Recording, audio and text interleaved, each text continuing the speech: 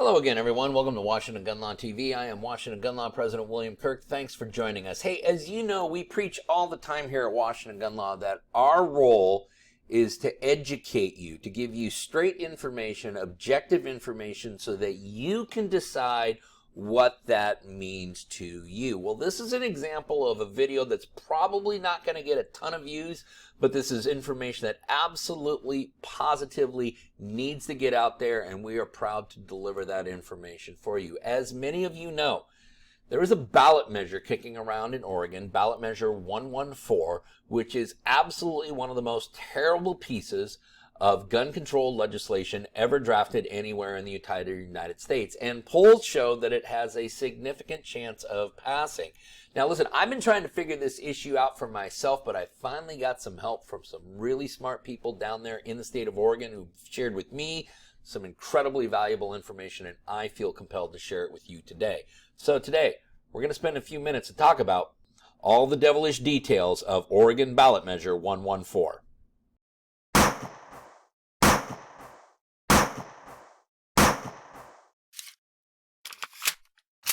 Okay, so the issue we're talking about, and this is the third video we've done on it, and I gotta admit, the first video got a lot of traction, the second video didn't much, and it would be wise for me probably not to shoot another video about Oregon Ballot Measure 114, but listen, I am hoping, especially to my Oregon viewers down there, that you spread the word. It's not about promoting Washington Gun Law and what we're doing here in the YouTuberverse. It is about educating the voters down there in Oregon about this atrocious piece of legislation. Now, I was contacted by an Oregon attorney named Leonard Williamson. He's with the firm of Van Ness and Williamson out of Salem, Oregon. Beautiful town. If you've ever been to Salem, Oregon, it is absolutely fantastic down there. And Leonard, a very wise man, a constitutional scholar, attorney himself, had written an opinion piece, a legal memorandum about all of the deficiencies, both legally and constitutionally and practically, that come with Ballot Measure 114, which of course is not being publicized. And that's one of the big concerns here, is that I think Oregon voters are being sold the bill of goods, that this is really just about two things. You got to get a little bit of training before you get a gun, and it's going to restrict magazine capacity. And that doesn't even begin to scratch the surface of what this measure would do, because this would basically eviscerate most of Oregon residents' Second Amendment rights here. And so we need to be really aware of this. So this is going to be some high-level geeky stuff. We're going to get pretty deep into the woods. I recognize that not a lot of you are going to be interested, but for those of you in Oregon, please pay careful attention and please help spread the word of what we're about to talk about.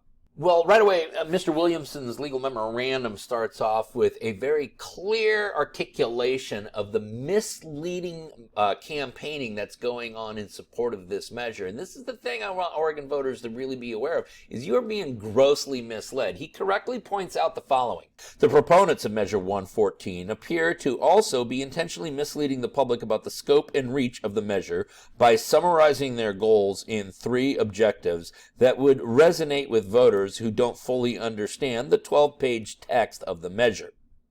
In sum, their most simplistic explanation of their goals is that the purchaser of a firearm obtains firearms training before they are issued a permit to purchase.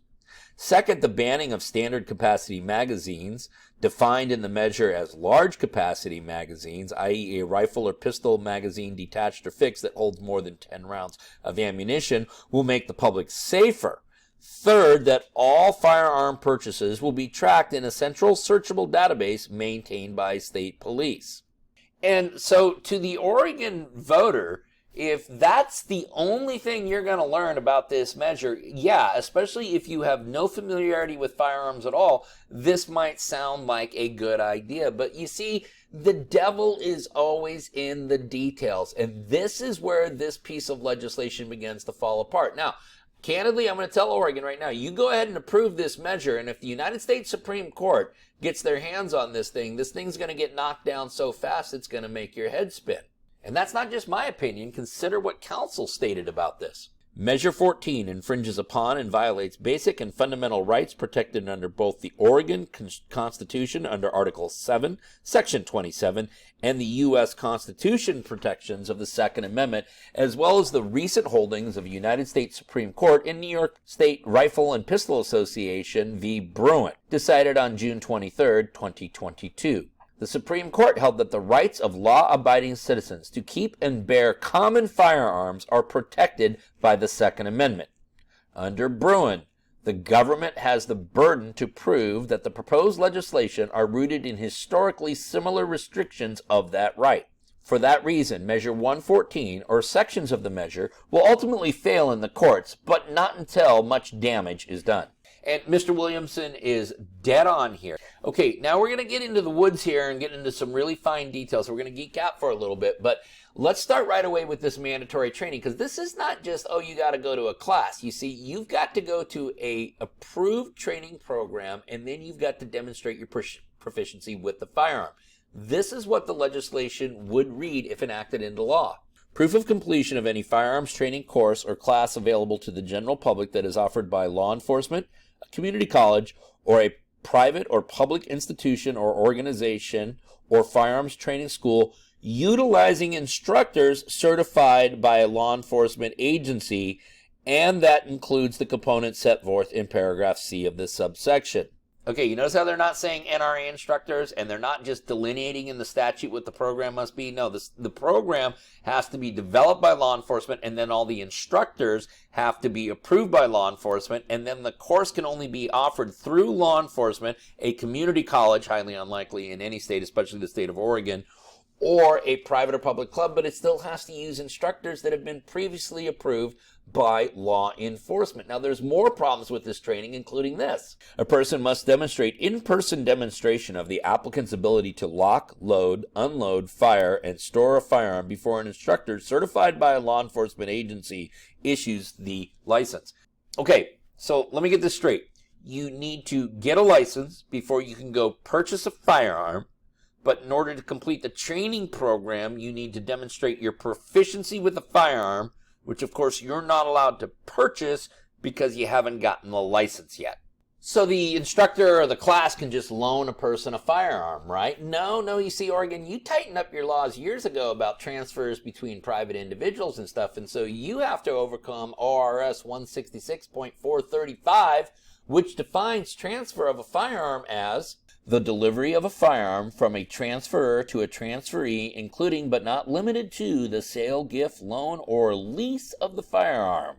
So yeah, it appears that private transfers between non-family members in the state of Oregon is unlawful unless a background check is done. So this training requires that you demonstrate the proficiency of a firearm, but of course you can't get the firearm to demonstrate the proficiency because you haven't completed the course in order to get the license. And you see the circular trap that the state of Oregon is setting. But if you think that's nefarious, check out some of the other things that's in this bill. Under this bill, the Department of Public Standards and Training would be tasked with creating the curriculum and all the things necessary to go through the training.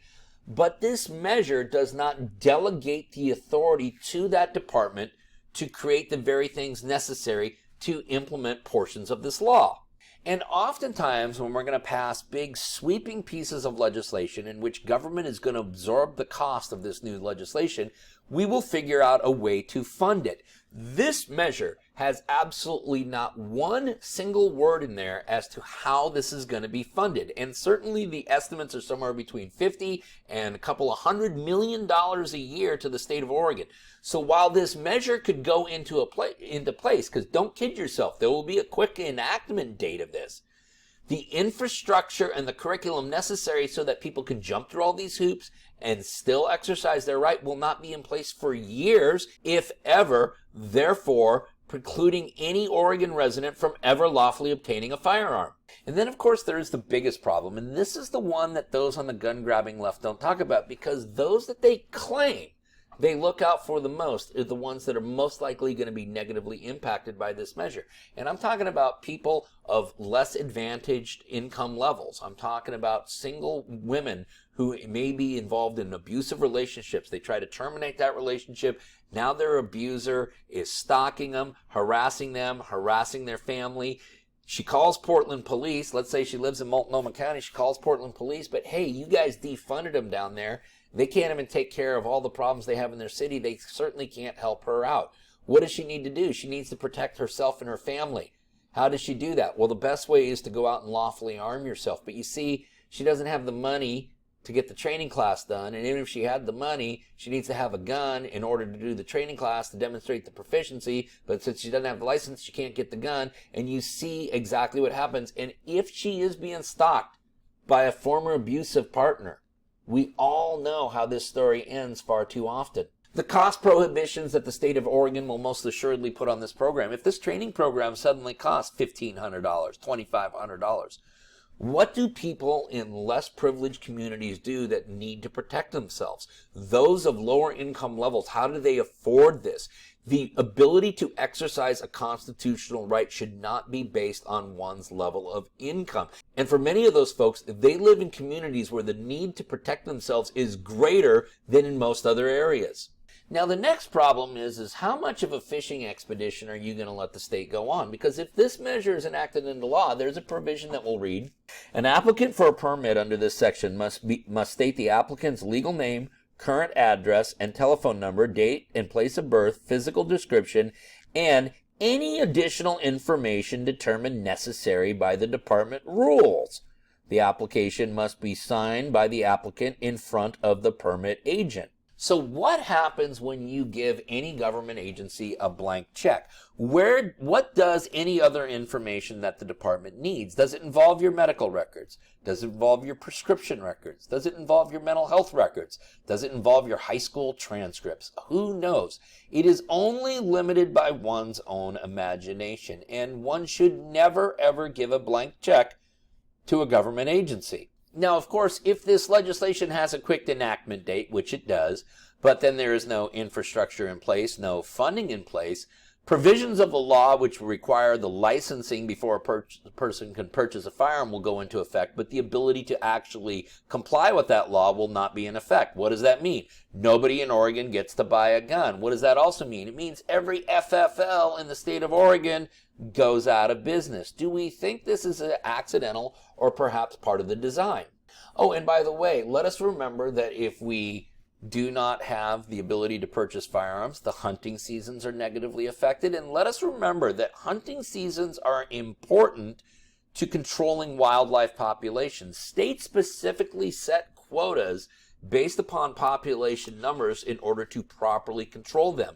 When all of a sudden hunting becomes physically impossible in Oregon because of this law that's designed to save lives, there is a significant environmental and ecological impact to the state of Oregon as well.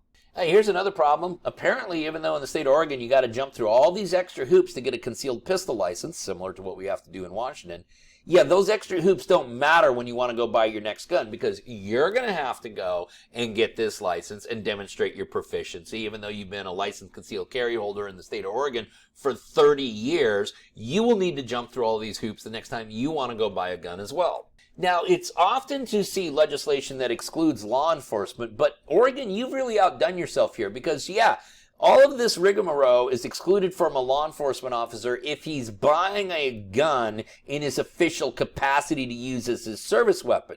But an off-duty police officer who wants to buy a firearm for his personal collection, a new hunting rifle, a new shotgun to go bird hunting with, or anything of that nature, he too, or he or she, I should say, is going to have to go through all of this training and prove their proficiency with a firearm before you allow them to go buy a gun.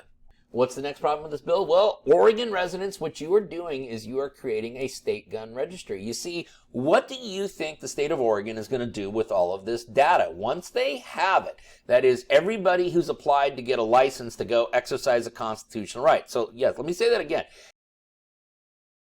You are applying for the permission of the state so that you can then go exercise a constitutional right, which, if you really want to get down to it, is an inalienable right that you were born with that the Constitution says can't be taken from you.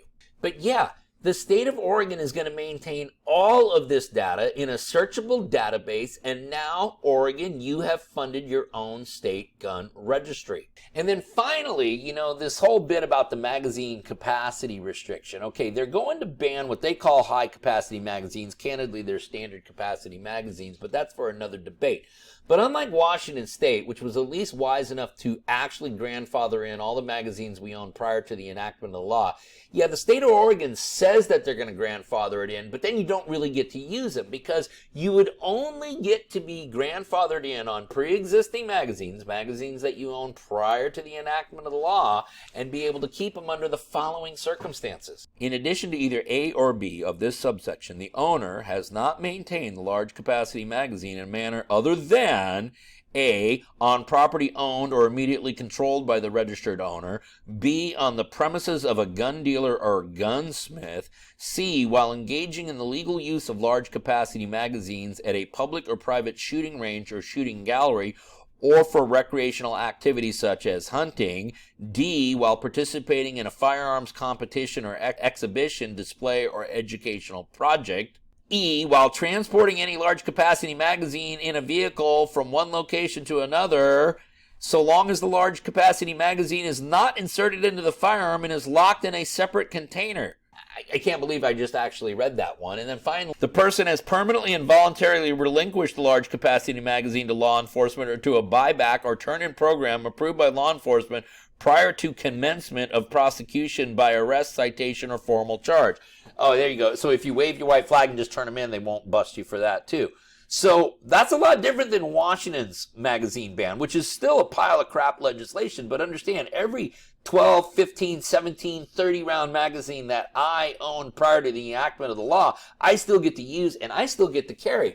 Under this terrible piece of legislation, you don't even get to carry your Glock 19 with the standard capacity magazine that came with it. Oh, you can carry it on your property with it. You can kick it with you on the way to the range. But when you're walking through downtown Portland, no, you cannot have that magazine on your person. And then finally, on the magazine ban, there is a significant and rather huge unconstitutional burden shifting that goes here, which is that if you are found in possession of a high capacity magazine, it is the defendant's burden of proof to prove that they lawfully came into possession of that magazine and were in lawful possession of it at the time. It is not the government's burden of proof to prove beyond a reasonable doubt that you violated the law. No, it is your burden to demonstrate you were in compliance with the law. And that, my friends, is an unconstitutional shifting of the burden, and there should not be a single court in America that would support that.